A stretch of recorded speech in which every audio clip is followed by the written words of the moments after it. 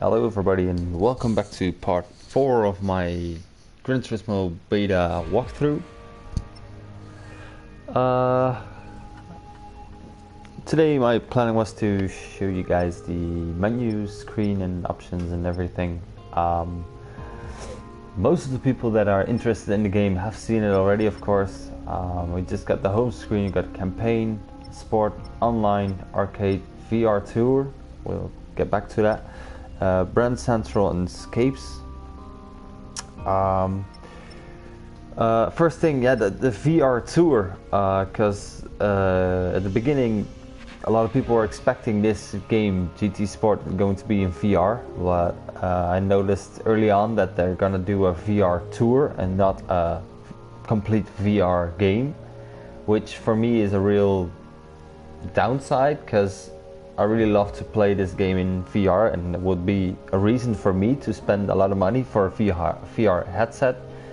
But it's only going to be a portion of the game, so far only the really good racing games, in my opinion, is like Dirt for the console. It's like Dirt Rally in VR. And for all the other... oh man, look at these photos. I'm just wondering, how would you get that car there? It's not like the Top Gear track through, or the Top Gear special through, what was it, South America, destroying the beautiful Lotus. But yeah, I've noticed this a few times, that if you're in the menu and you're just, I mean, look at it, the cars look beautiful, the environment looks beautiful, and I had a few times already that I was in the game looking for something, or just talking to someone in a party, and then suddenly I mean, look at it. And before you know it, you're watching a replay because you weren't doing anything in the menu, because you were looking at the cars. And man, that's one of the essentials that GT has managed to hold on to, is that it's car porn. Just look at it. Well, let's start off with the garage car list. I started with 3 cars originally, which was the Lancer Evolution, the Mercedes SLS, and the Jaguar F-Type. Then we noticed that if you drive a certain amount of miles or kilometers a day, you will get, it's like 26 miles, so it's not really a lot, you will get cars. So first I won the Nismo GTR car, and then after that I won the TTS Coupe from Audi. So yeah, tomorrow is gonna be a next car, because this is the second day of the beta here in Europe. Wondering what I will get next, but I'm thinking that eventually you probably manage to get all the beta cars available. So yeah, you can also go to the car settings. I showed this in an earlier video. It's like you have your road tune, which you can really you can adjust a lot of things. Same as basically last GTs, you can reduce or put more weight on it. The same as the power ratio, you can just lower it or whatever, raise it. Well, more than 100% you can, of course. You can add weight but not power, yeah, by tuning. But we have the same set of tires, just the comfort, the sports, and the racing. Although Super Soft has come back, which I haven't seen in a while in GT games. And we have, of course, brake balance, suspension. It's pretty much the same as previous GT games. So if you're familiar with tuning on that sort of, because in every game the tuning is a little bit different. If you're used to being able to get perfect tunes for Gran Turismo, if you hop on Project Cars or Assetto, it doesn't quite work that way, not as perfectly. Of course, if you want to adjust the camber to get a little bit more grip in the corners or more grip with your angles in drifting or whatever. That's pretty much the same, but it translates differently. So if you think, well, 3.0 degrees of camber is enough, then it can be enough in GT, but it won't be enough in a different game. It's really depending on the game how you tune. It's the same basically that as GT6 was. You have the LSD, slip differential, of course transmission, and that's basically it. Same as I talked about in the previous videos, it was you got your road tune, but now we're able to get a dirt tune if you use it on dirt, which a lot of four-wheel drive cars or rear-wheel drive cars are able to. Not the race cars, unfortunately, but that makes sense. But even more interesting for me is drift setups, which means drifting is something they given it a place in the game, because drifting became very popular in GT5, and then they noticed that they had to do seasonal events with a lot of drift events in it, and now we even have our own section. So yeah, drifting is becoming more and more a thing in GT, which I think is good, because to be honest, every game needs to have a proper drifting physics. And what I mean by that is you don't have to go drifting, but if you lose grip and you tend to, let's just let the screenshots roll because they're beautiful. If you tend to oversteer in a game, you want to be able to catch the car and maintain the drift, or get it back and maintain your driving instead of wiping out on the side of the track, crashing, whatever. With games like Project Cars, which is meant for straight line driving or cornering, but it's meant for racing. But as soon as you lose grip, the car physics just get all weird and I don't know. It is possible to drift. I'm not saying it isn't possible to drift in games like Project Cars, but it's very hard, which results in when you're racing and you're losing grip, your backhand slides out a little bit, just a little bit, then the car will get like, what's going on? The physics of the game don't get it, and it starts to mess up, and it's weird. So yeah, I think it's a good thing that drifting is being implemented in more and more games these days, because it's not only the physics of tires going straight, but also going sideways is a physics model that needs to be in a game. It's switching up to a replay, I think. Yep, you want to see that? We've been there.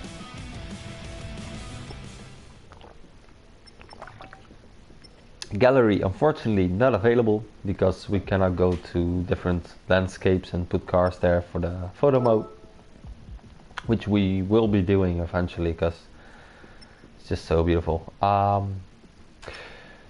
Yeah, you can adjust a lot of things. Unfortunately, don't have a 4K television and not a PS Pro, so yeah. Even the beta supports steering wheels like the Toastmaster T500, T300, and even T150, and also the Logitech G29. With controllers, well, there's no point of getting a second controller in, because it's no split screen options available. Haven't driven this game with the controller yet, because yeah, I had a full racing rig setup, wheel, everything, so it's not really interesting for me to do. Profile, haven't checked this out yet. What is this? Oh, that's the distance you've been driven. Oh, that's the hours, I think, something. Because I wasn't active in the morning, and then in the afternoon I started racing. You see it peaking, and then it stopped, and now I'm just hopping back on. Driving rating, yeah, sportsmanship rating. For the people not familiar with this, if you're, well, it says it in the description here. Driving rating, DR, is an indication of how fast you are. It's classified as E, D, C, B, and A, and S in an ascending order. Driver rating will increase when your driver performs well in races of the sport mode. All drivers start from rating E. So I already leveled up to D because, well, I was fast, or my driving is clean, or whatever. So it puts me more likely in races with people in D category. So, which means that if I had a lot of noobs that were crashing, those people will get eventually.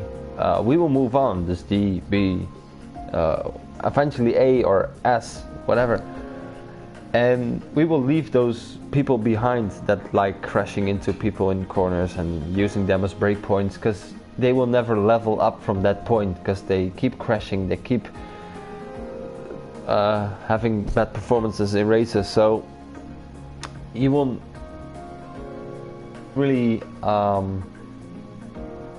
yeah, the noobs will disappear from online if you're good enough. If you don't get rid of the noobs, then, well, you have to check your own driving then, I think. And it's the same with sportsmanship racing. This is more sportsman-like behavior, like it says in the description. It indicates the level of sportsman-like behavior of the driver on the track. So I had a little collision with a guy earlier today, and, well, I took first place. I was second. I was hunting him, and he took a very wide line, and I was on the inside, and he braked late, and I tried to outbrake him, but he was already at the max of late braking, and I tend to, I managed to clip his inside of the car, and we crashed. And I was in first place, and I was like, nah, not like this.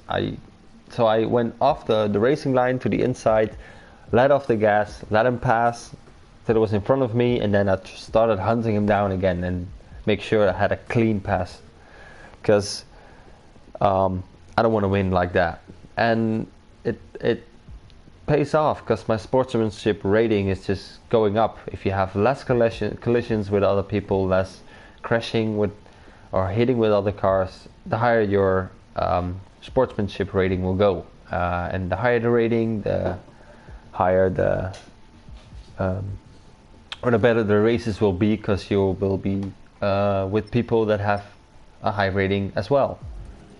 So they will not tend to hit you or crash you off the road or whatever, which I have experienced in the first few races, because then, even because it's a beta, a lot of not serious people are in this game, and they just, if they have the capability to clip you, to tap you on the rear bumper and spin you around, they will. And it has happened before, a few times, not much, but it has happened, and it's very frustrating. So eventually we will lose those people there. Next up, I've checked out the sport tab, and I noticed that they've updated the races. We now have Willow Springs to add to the 3 races that were here. First it was Brands Hatch, the Dragon Trail still here, and the third one was that oval, Blue Moon something. And they also mixed up the groups, because the Dragon Trail previously was in an N300 car, so the standard road cars, but now they switched it up for a Group 4 car. So I'll be doing a test lap on Willow Springs. It really has been a while. I'm also gonna switch cars, because I've driven the Evo now for quite a while, and I got this new. I like the Evo more, but for the sake of just trying to get everything in the demo, we'll try to run this Audi.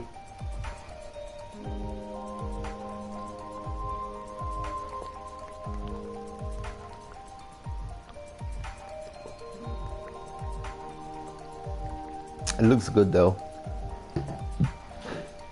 for a hairdresser's car. Still not a fan of the TT.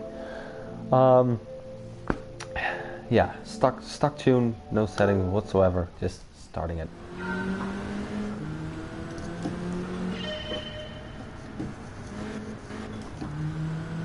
Oh well.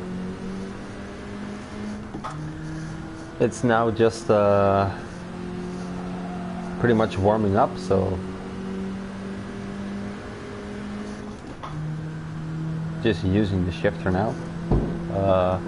Like I said in my last video, with the thank you. Stupid cat is getting crazy here. Like I said in the last video,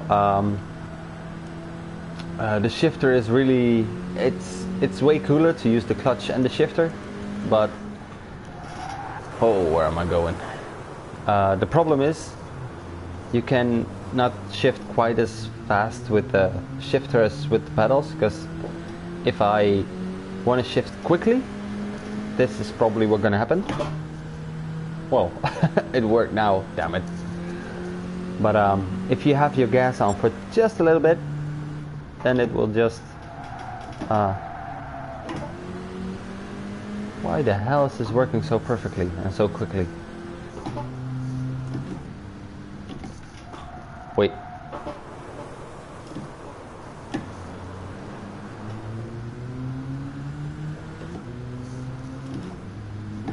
Oh, that's why.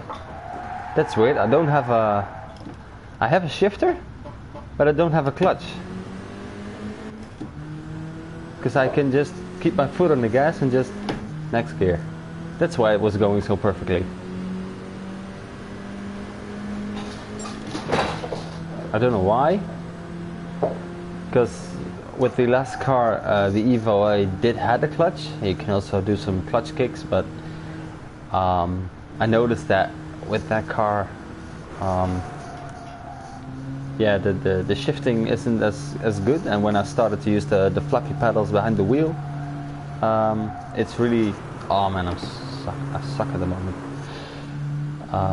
When I start using the flappy pedals at the wheel here, my time was being reduced by 2 seconds on, it was a very small track, small course, it wasn't as big as this. So yeah, you really save a lot of time a lap if you use the pedals, which I think GT can work on a little bit, because if I compare it to games like Assetto, which has the clutching and the shifting very nicely done, I hardly miss-shift in that game. And even if I race with people who have automatic shifting on, automatic excuse me, automatic shifting or whatever, it's really I don't really lose that much time at the times of shifting. If you do a drag race or whatever, in this game you can really see them pull ahead at the moment you're shifting. I'm bad at this track, by the way. Even in GT6 I never really got this track down. It looks way better though, more realistic instead of the simple sand that GT6 had. Because now it's just see the bushes and everything. Great lighting though. But let's put a quick lap here. Not this one, but the next one.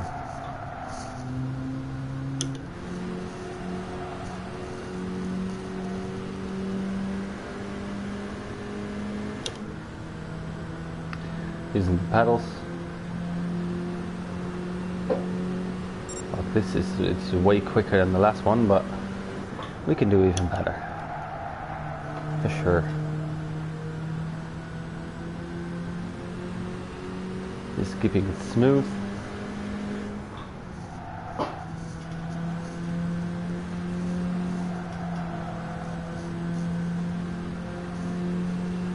Try to keep it in here because it's tightened a little bit.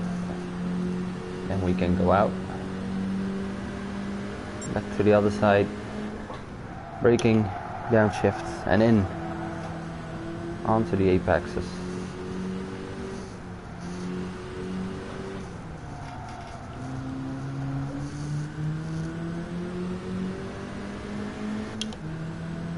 And also this corner is very tricky because you tend to accelerate and it's a little bit downhill, so your braking is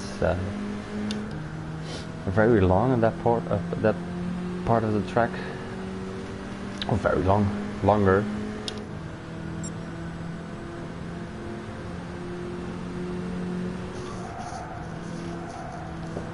Kinda started to like this track now.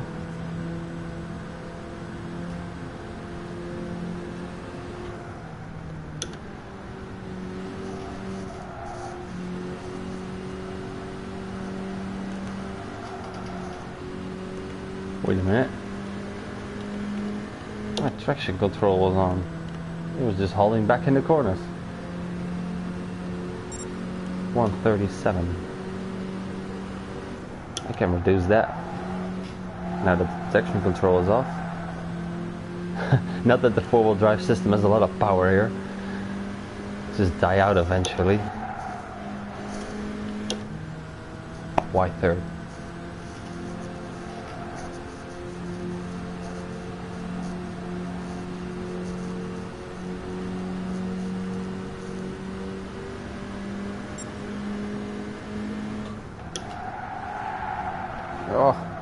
Oh, really?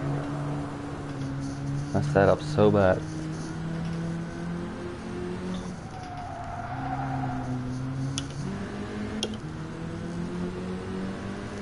It's not gonna be better than a 137 I had. Ah, come on.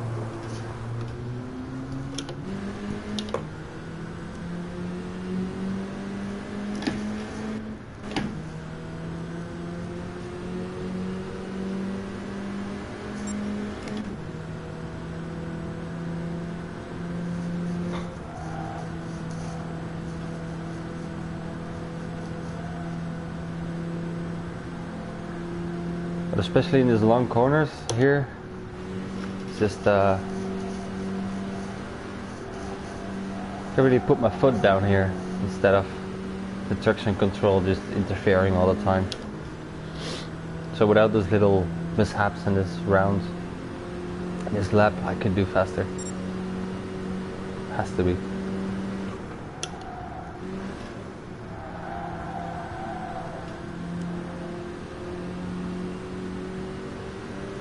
Trying to use all of the track here. Keep it a little bit wide and suck it in just as the corner tightens.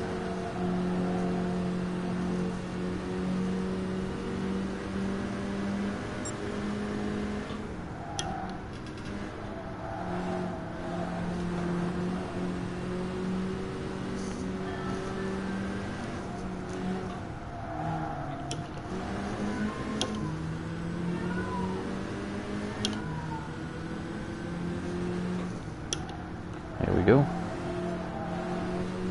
A lot better.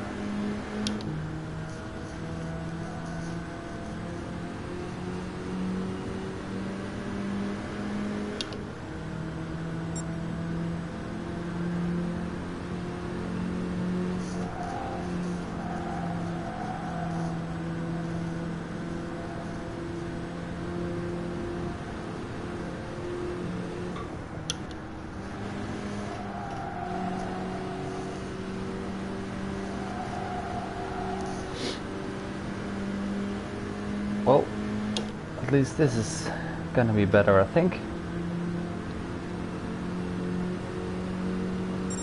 135, 2 seconds off.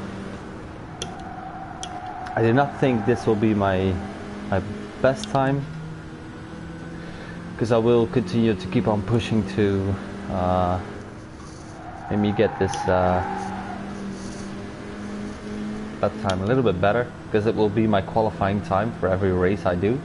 Because if the race is gonna start, they will pick that time as my qualifying time.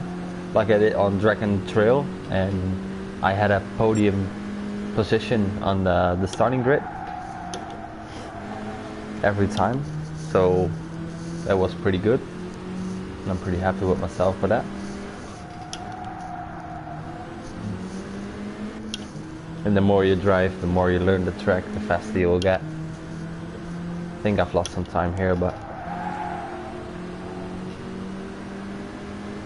yeah, 1.5 seconds in the first sector. I'm not gonna fix that. Oh, 2.3 seconds behind. Nope. Not gonna make that. But yeah, this is the Willow Springs track. I don't know if this was in the US version of the beta, because at least I've seen the Brand Hatch track there and also Nordschleife. Some things maybe updated, but we'll see.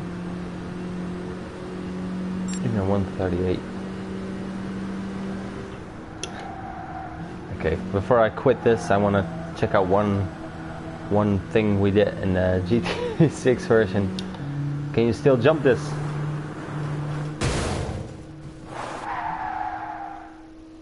Apparently there's an invisible wall right on the top of that. Oh, that guy was lucky.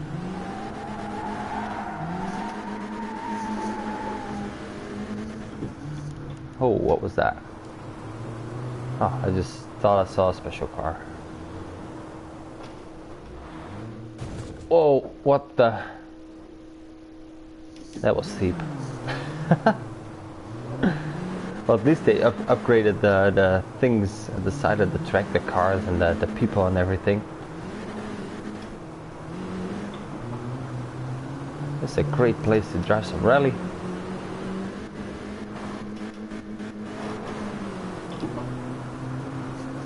Man, if you look at the balloons, it really feels like they're there. If you know what I mean, it's just they're hanging here. They're not part of the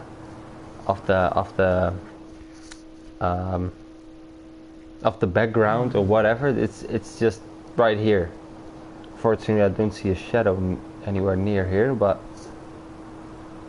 it's very cool. So, Willow Springs, nice track. Oh man, even the AI is fucking my car up. I'm gonna leave this video here. Next one is gonna be on the Nordschleife Nürburgring. So thank you guys for watching. Leave a like if you liked it. Maybe subscribe if you want to see more. And I'll see you guys in the next video. See ya!